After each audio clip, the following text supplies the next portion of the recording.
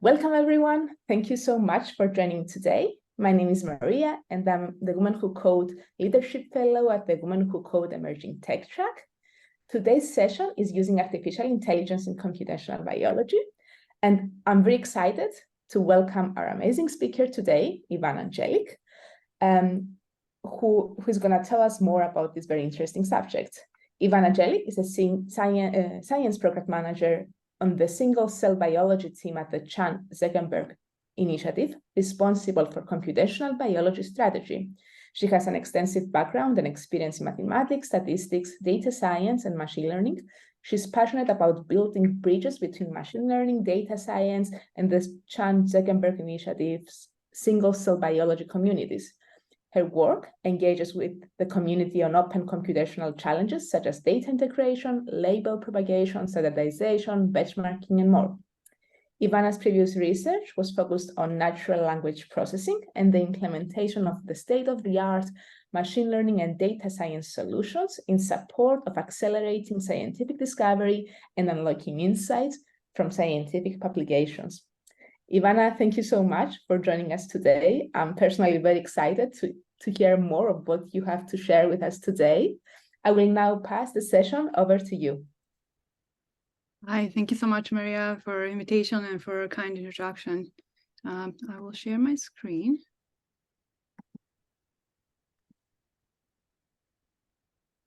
Do you see my screen? Yes, thank you so much. Okay, well, thank you. Thank you again for inviting me, and thank you to everyone for joining today. As Maria said, I will tell you a little bit more about different ways of using artificial intelligence in computational biology. And maybe just a little bit more about me, and Maria did cover my interests and experience quite well, but I do have over a decade of experience working in data science field. I started my career actually in aerospace, and I ended up in computational biology and now applying my knowledge to biological data sets and everywhere in between, actually. I worked in agriculture, computational agriculture, as well as investments and a few other fields. But really my passion lies at the intersection of AI and biology. And so for today, my goal is to share some examples of projects that touch on these two different aspects of applying AI in computational biology. And so one of them is to understand, observe, measure, and analyze biological processes within human body across different scales, modalities, and in real time. The other aspect of that, of applications of AI computational biology, are new discoveries and translation of this basic science into groundbreaking therapeutics and treatments. And so this encompasses projects like human genome and protein folding, human cell atlas that allow us to understand human biology better. And then treatments such as projects for drug repurposing as well as therapeutics development. And maybe just to step back for a moment and talk a little bit about how these things are related. And so we go from genes as sequences of DNA that for most part code for proteins that flow, flow genetic information goes from DNA to RNA to proteins, and this is referred to as the central dogma of molecular biology. And then mutation in these genes can affect the resulting proteins, and some mutations cause diseases. And to treat genetic diseases, scientists and doctors can intervene in different steps in the central dogma.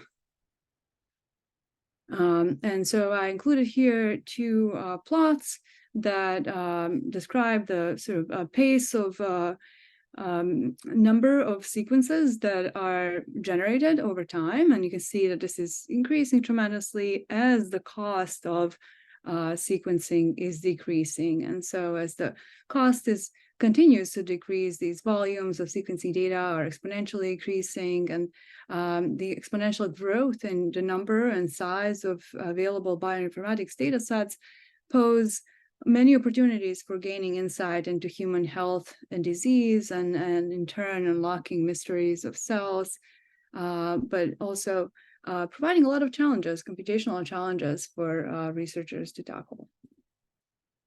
I'm sure that many of you have seen this quote from Clive Humby that says that data is the new oil, but as oil, data is valuable only if it's processed, and so we need to change it. We need to analyze, not only analyze it, but process it to make it valuable for many of these downstream applications. And data alone is often not enough. At the same time, machine learning advances, starting maybe in early 2010s with advances in GPUs and some of the high processing hardware, enabled really this boom in machine learning field with so many different deep learning algorithms that were now possible to be trained at scale. And so I just included a few examples here of transformer-based and visual transformers, as well as deep learning methods that really started to pick up as these hardware solutions became available. So at the intersection of two, and then of course, most recently, you can see the architecture for transformer-based models that I'm pretty sure many of you have been hearing if you're not even working in this field. And so the last few years have seen digital biology and our understanding of human genome leap forward with advancement in accelerated computing and deep learning, as I just mentioned. And scientists and researchers, once limited by the number of samples that could be studied in a wet lab, are harnessing powerful computational tools to draw insights from this ever-growing trove of biological data. And I also included this quote from Steve Jobs that states that the biggest innovation of the 21st century will be at the intersection of biology and technology.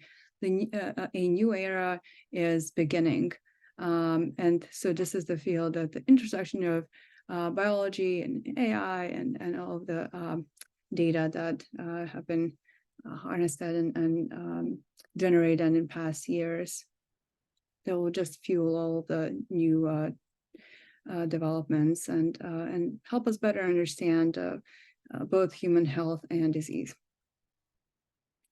At the same time, advancements in whole genome sequencing have ignited a revolution in digital biology, and this is actually just the first step. Analyzing genome sequencing data requires accelerated compute and data science and AI to read and understand the genome. And deep learning at the same time, as I mentioned, is becoming important for many of the applications, including base calling, which is right within the genomic instrument using RNNs and convolutional neural networks as baselines. And I wanted to include an example of that actually for uncovering genetic variants from our colleagues at Broad Institute and NVIDIA. So one of the most critical stages of sequencing projects is variant calling, where researchers identify differences between patient samples and the reference genome.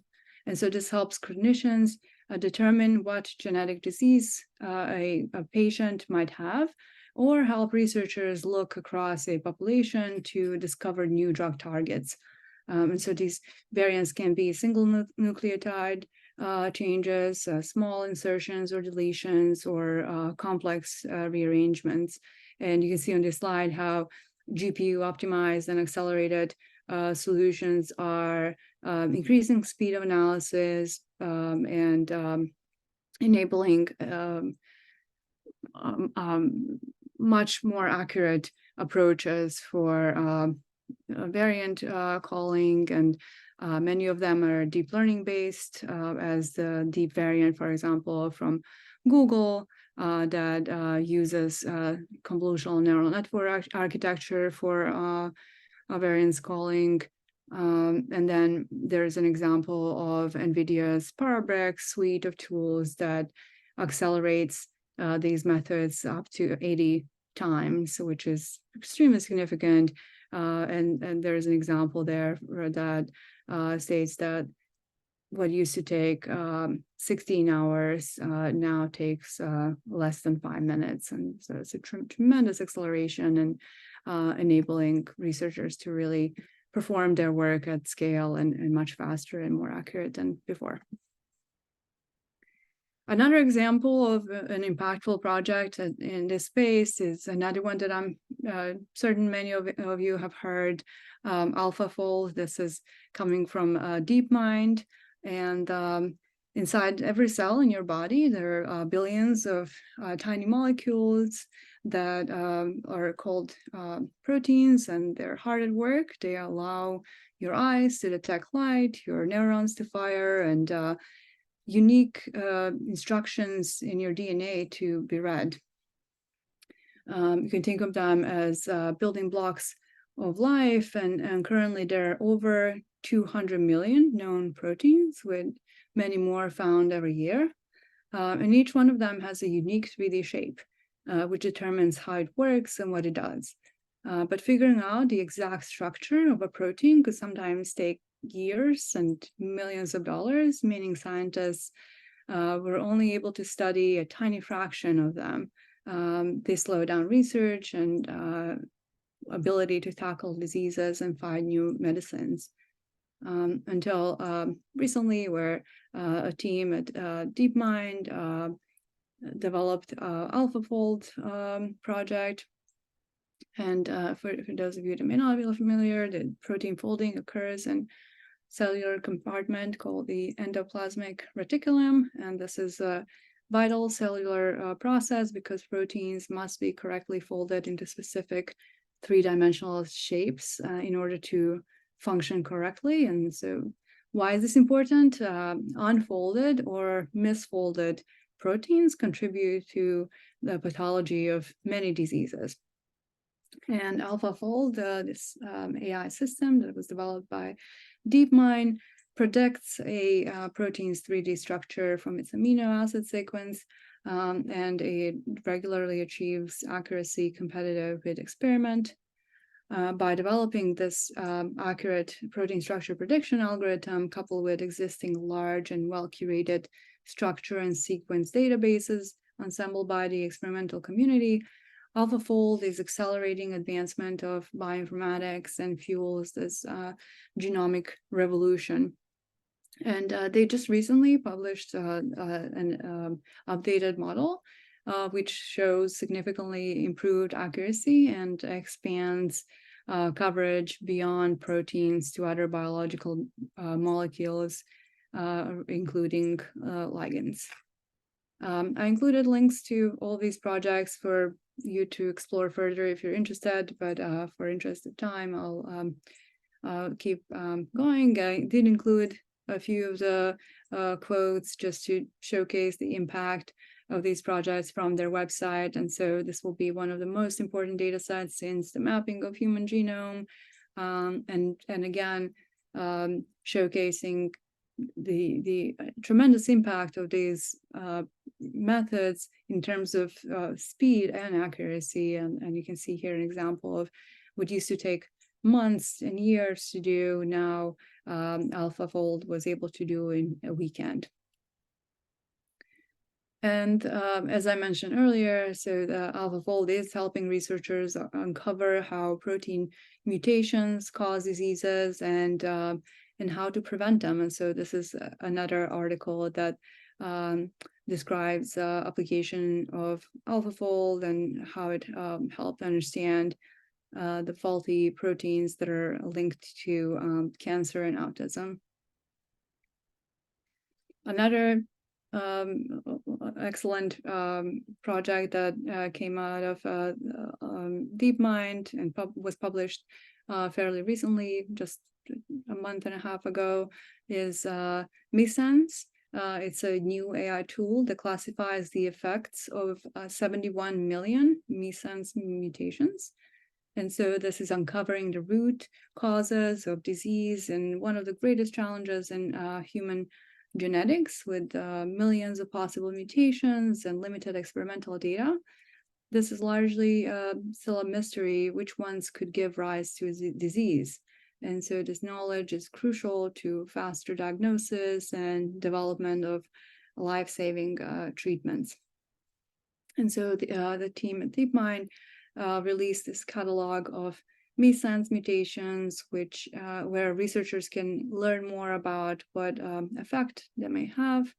MeSense variants are genetic mutations that can affect the function of human proteins, and in some cases they can lead to diseases such as cystic fibrosis, sickle cell anemia, or cancer.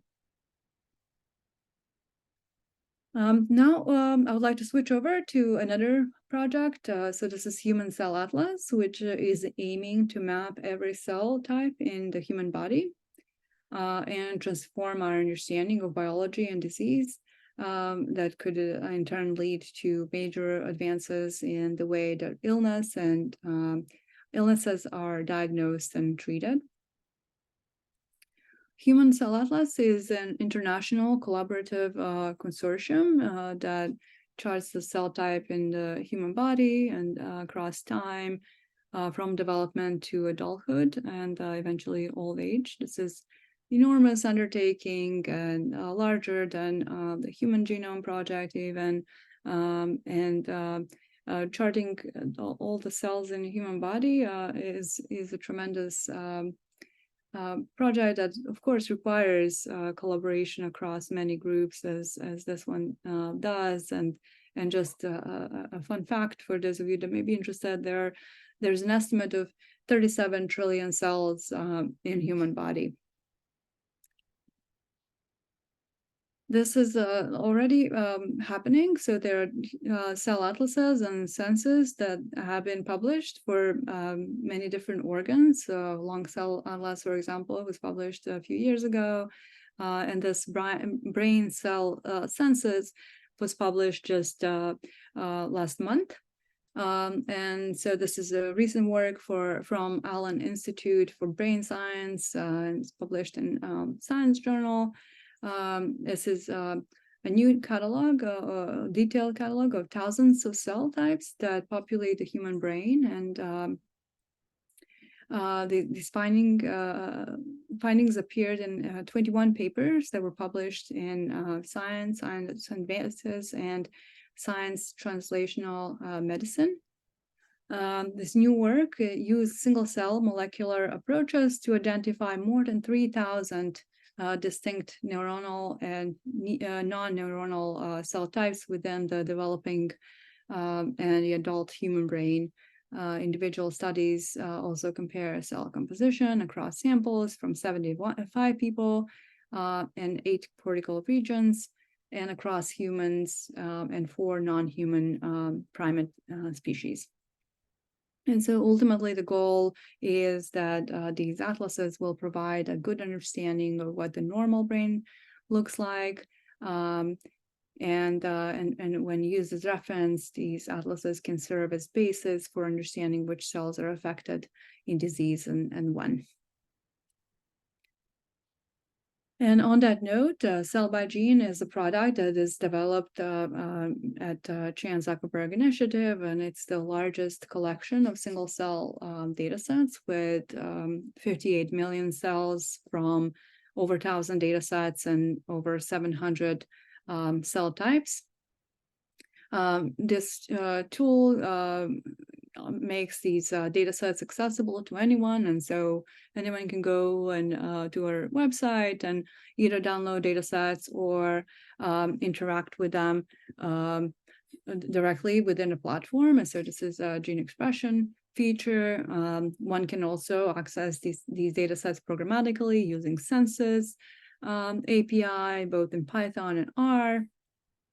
And this just opens up possibilities for more research and new discoveries, and it's available for free for anyone to use.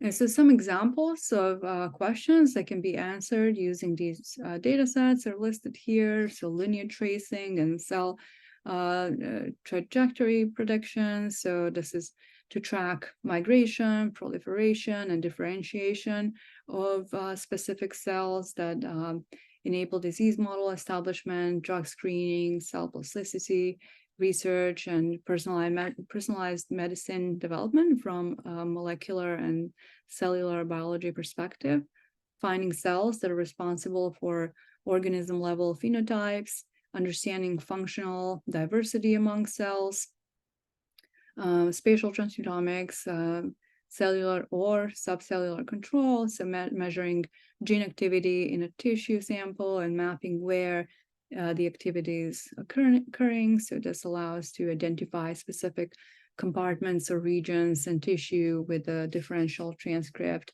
or protein abundance. And you can see a few more examples there. And then how is this done? I included some examples such as differential gene expression analysis, and I alluded to this in one of the previous slides, where we use these references as a way to study samples from patients with a disease, and so then we map and we do differential gene expression analysis to try to understand where these differences are coming from and what may be contributing to a disease, genetic perturbation prediction, and so how different perturbations affect the studied outcome. This is applicable to therapeutics development, modeling regulatory networks. Cells do not operate independently, and so understanding cell-to-cell communications is crucial in understanding human health and disease. AI is applied to sequence-to-function modeling, as well as cross-species data analysis. And so this is interesting from several perspectives,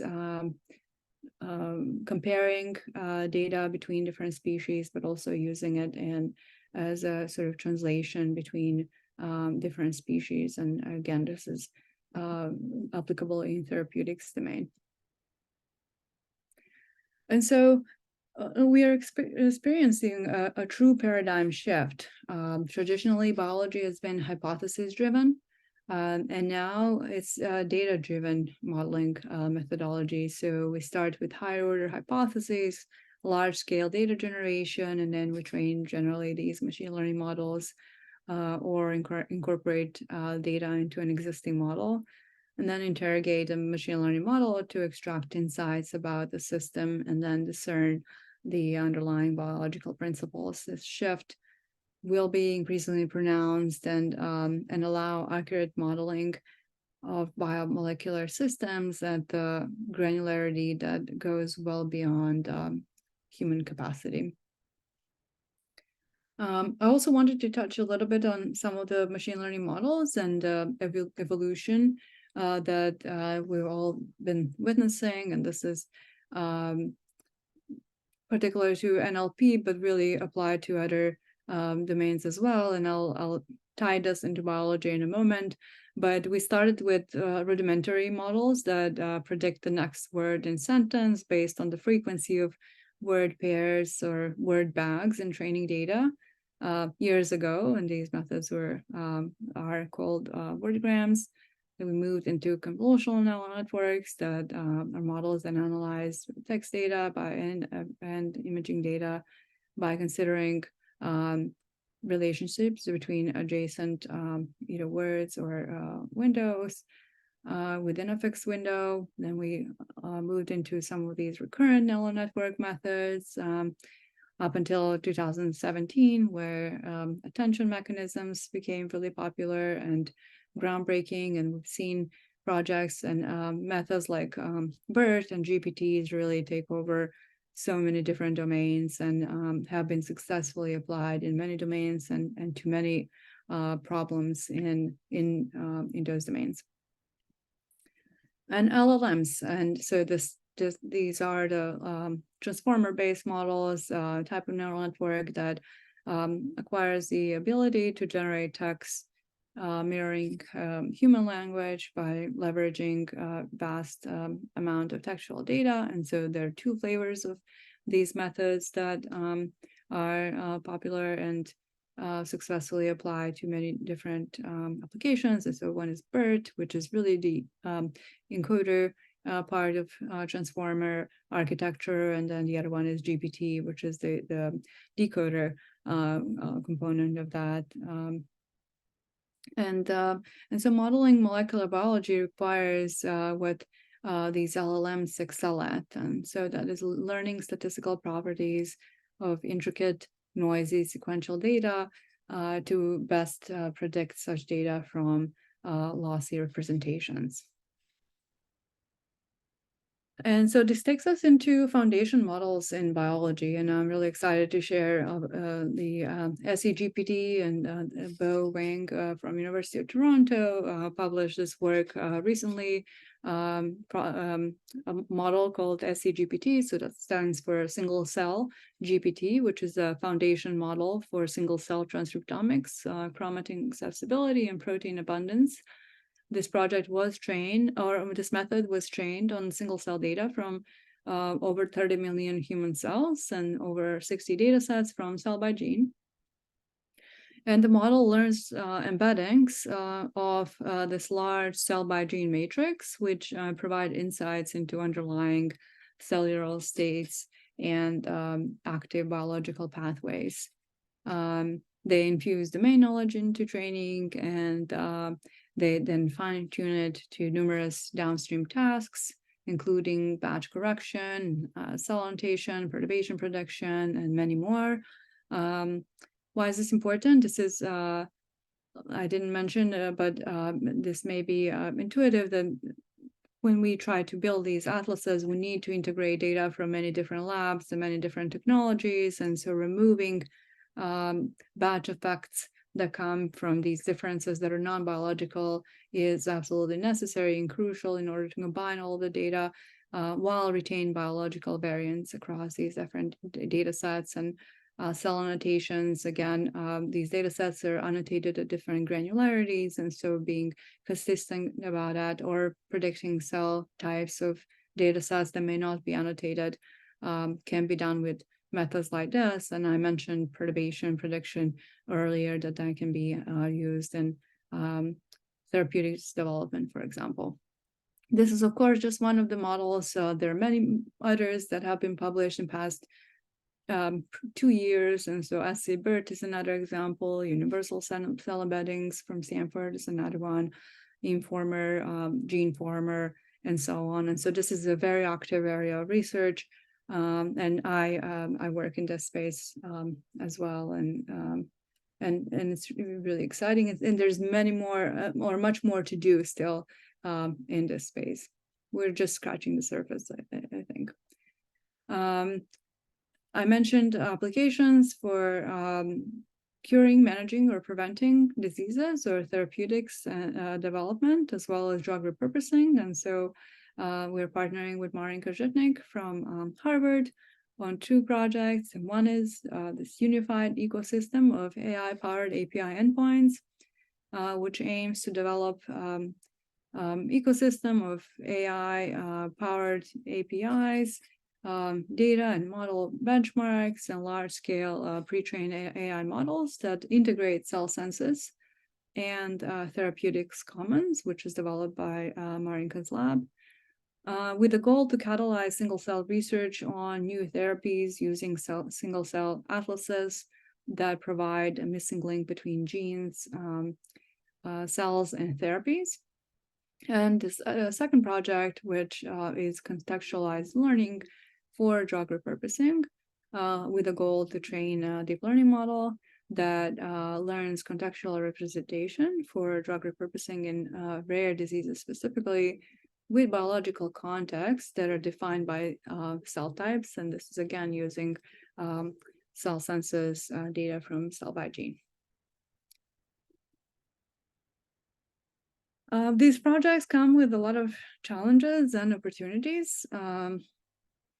Questions about how to best infuse domain knowledge do come up, and I don't think that we have a clear answer on how to best do that. And a very active area of research, interpretability of these models will be essential for all clinical applications, for example, and new evaluation approaches are needed as well, as we've seen that there is no one-to-one mapping between natural language processing and biological applications, and so we need to adjust for that, and that means evaluating these methods in all ways that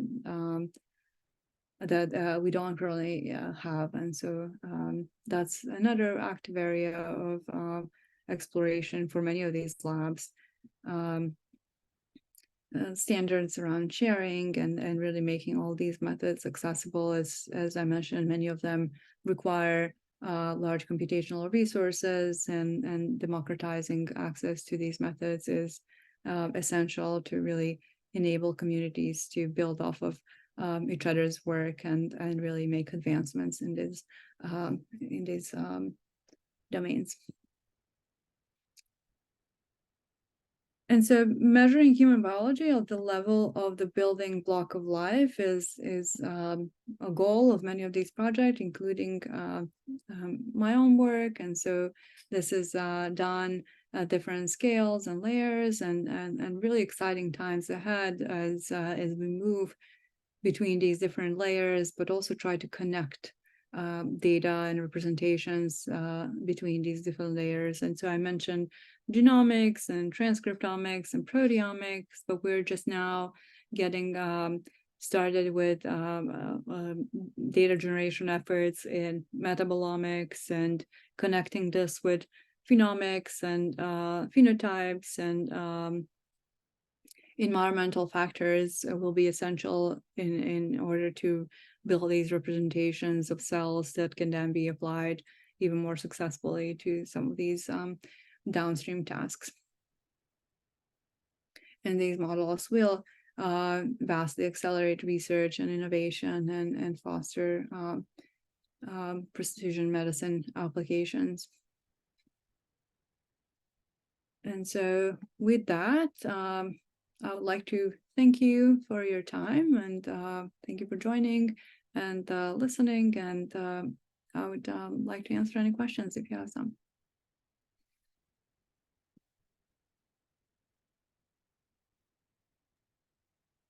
Ivana, thank you so much for your very inspiring speech.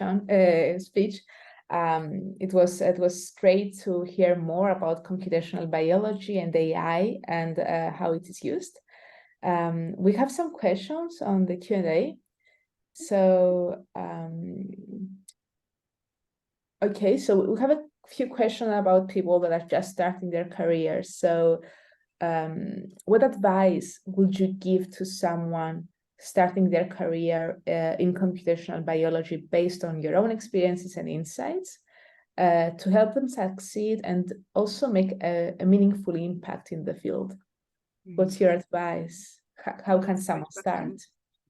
That's a great question. That's also going to depend on their background, but making connections with researchers and attending conferences and really networking goes a long way.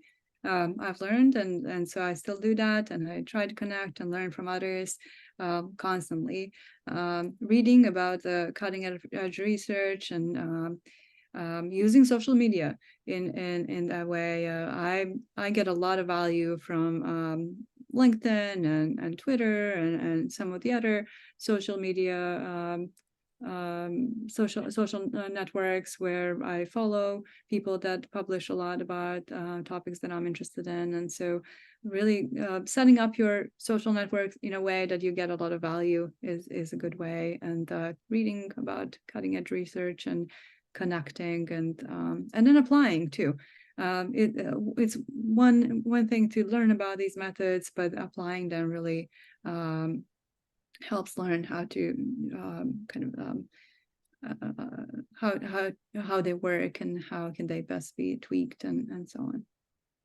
Are there any specific fields or keywords that you can share with us that someone who is interested in making in working on computational biology? Are there some trending areas that someone can read about more and maybe follow? Yeah, I would say all of the ones that I shared today are really sort of cutting edge and recent work in this space that many are researching. Keywords, I think AI and biology. There is machine learning and computational biology workshop that is happening soon. It used to be part of NeurIPS. Now it's separate. If you just look up ML in CompBio conference, it's online, and you can also watch previous year's recordings of that conference. Large language models in biology is another active area of research. I'm pretty sure there are some others. Maybe I can think and follow up with that. Of course, and you said how important it is to apply the knowledge and experiment. So one of the attendees is asking, how can someone start experimenting? Are there any available data sets? In data science, we have Kaggle, where people can join and make their contributions to challenges. What's your take? We have that in computational biology as well. So there are Kaggle competitions. There is currently ongoing competition for perturbation predictions. I would actually encourage the person that asked about getting started to take a look at that and explore. And a lot of notebooks are shared with different methods applied and ways to analyze data. And so we are actually supporting that competition from CZI. And we've done that actually in the past couple of years. It's a part of NeurIPS competition track. And so past couple of years, we supported competition for multimodal data integration. And this year it's perturbation predictions. And so that's one way to start. Another way is, I saw a question, are there available data sets? And so there are over 800 data sets on Cell by Gene platform. That's RNA sequencing data for the most part. And so one can go there and explore it in browser or download locally and then explore there. There are so many data sets in other spaces as well. And feel free to reach out to me and I can point you if you're interested in particular domain. And please do share where we can find you. Are you available on LinkedIn and in social media? Yes, both.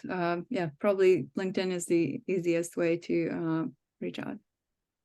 I can share a link to my profile. Please do. I think it's going to be very important for everyone who is interested in learning more about this field to get in contact with you. We have another question that just came in. What programs, training, certifications, etc., can we get to start our career in computational biology, AI? So are there any specific programs or trainings or certifications that someone can start with? I don't know if there are any available courses online that someone can follow. There are.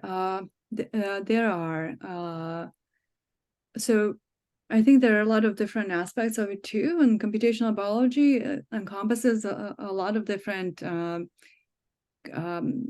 expertises, like from programming to data analysis to working with biological data and then to interpreting data and modeling and so on. And so I would say from my experience, the field is largely divided between Python and R.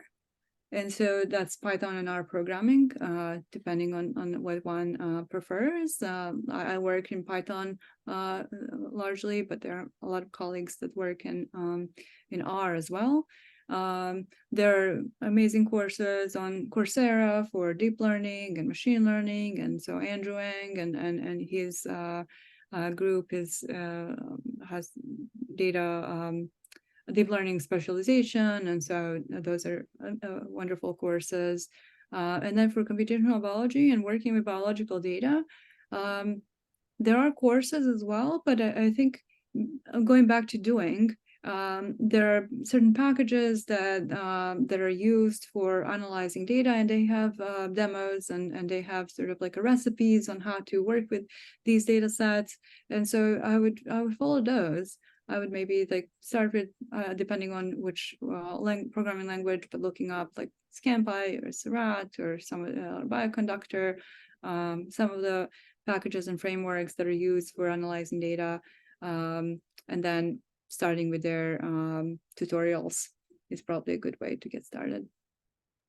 Ivana, how easy is so someone that has already knowledge on data analytics and machine learning, and they know Python and they have worked with other data sets, but they haven't been experimenting with computational biology or those type of data.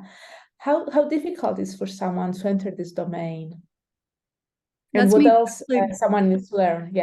Yeah, I did that. So my background is in mathematics and statistics. My background is not in biology, but working closely with domain experts and knowing which questions to ask and really collaborating with them when it comes to interpreting these models is essential. But just maybe to give an example of that I shared earlier, going from NLP into single cell biology.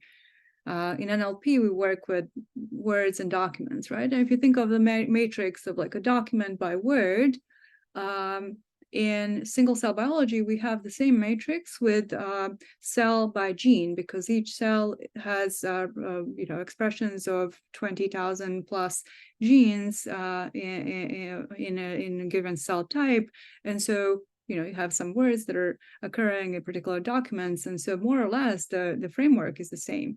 It's the interpreting data and kind of infusing some of the domain knowledge that requires either biological knowledge or working with domain experts. And this is very encouraging because computational biology sounds so interesting, and the impact that someone can have with those data, I think it's huge.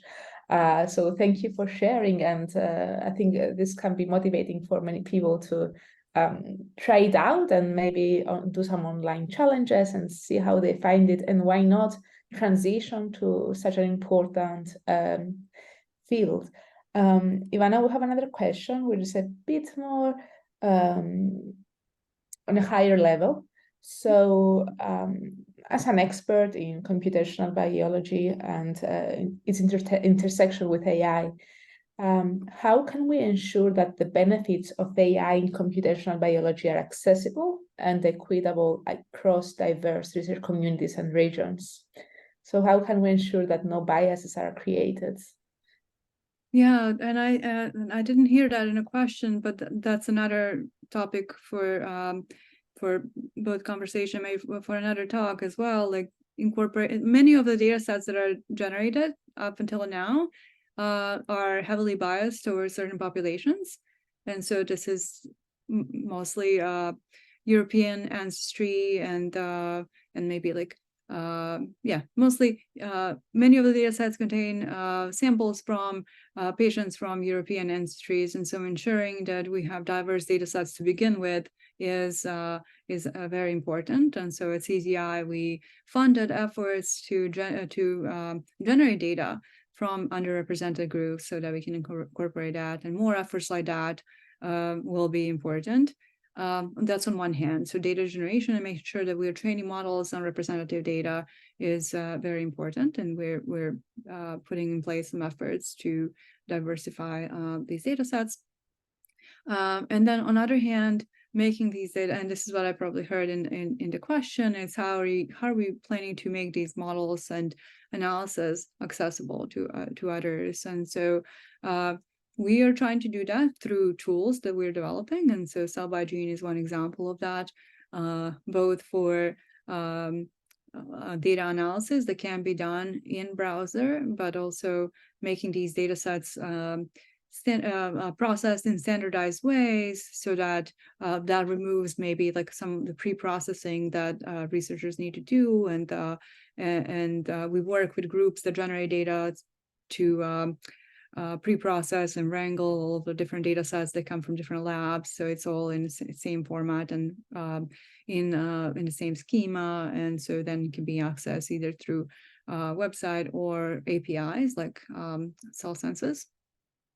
For communities also, we work with a lot of grantees, and so encouraging others. And I think computational biology field and researchers that work in this space are well aware of the benefits of open science and sharing and publishing work and open sourcing code. And so I think we can always do more and do better, but I think that this community is really open to both sharing and building on top of each other's work, and yeah, although we can always do more. Of course. Thank you so much for sharing your view on this. And as a final question, I would like to ask you what the future holds. Do you think that large language models and GPTs are going to transform the way that we understand biology today? And how can we, I mean, do you think that it will actually impact our future? Will it impact our future? Let's see, let's maybe like break it down a little bit. So what I think the future holds is that last slide that I shared, combining different modalities. And so many of these models are trained on a single modality, and thinking of ways to combine data that comes from imaging and sequencing and patient data and text, and of course there's PubMed and a lot of textual data that's available that holds a lot of information about different experiments and different research in biomedicine that can be leveraged in these models. So that's my hope for the next couple of years, that we figure out how to combine these different data modalities into single representation.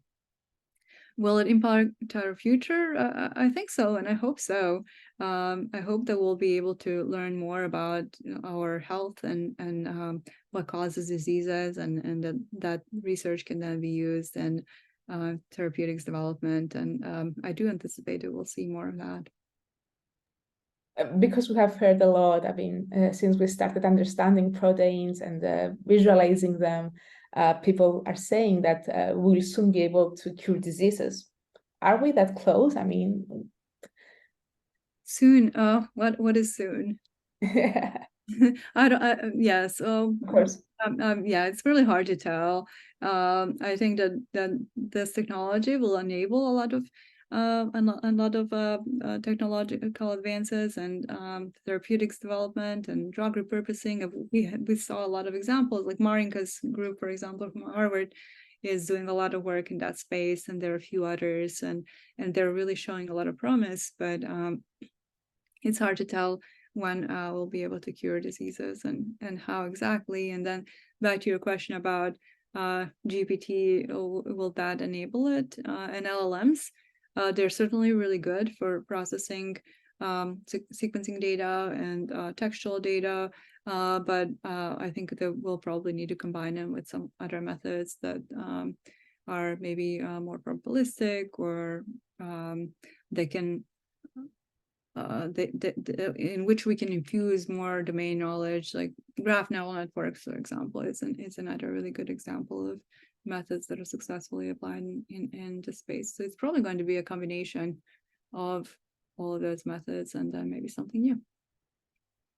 But do you think that GPT is making computational biology more accessible to more people? So can someone like use prompt engineering in order and knowledge, like theoretical knowledge, biology knowledge already existing in a model, to enter this field and analyze data compared to the past? I mean, when someone without expert knowledge couldn't really make sense of data, let's say in this case. Yes. Oh, yes, absolutely. And so there are some examples of that. There's recent paper from James Zhu, where they actually used ChatGPT or GPT models embeddings for genes. And then they use those embeddings in their downstream analysis, but they use GPT to embed textual representations of genes. And in cell by gene product, we also used ChatGPT to generate cell type descriptions. And so you can query, like, tell me more about beta cells. And it does. Of course, this is now going through human curation, because we want to make sure that the definitions are valid. But oh yes, there's a lot of value that one can get out of these methods. And of course, we still need human in the loop. But who knows, maybe some of the future versions will require less of that. I'm really looking forward to the day I will be asking GPT to tell me how my cells are today and what they are doing now. Wouldn't that be amazing? Ivana, thank you so much for your great talk. I think you shared so many information that are useful for everyone, and I would like to assure everyone that this recording will be available on YouTube and in social media of Women Who Code. Thank you, Ivana, and thank you everyone who has joined this session and for engaging and providing all those interesting questions. Thank you for organizing, and thank you for your great questions. Thanks for listening. Thank you, everyone. Bye.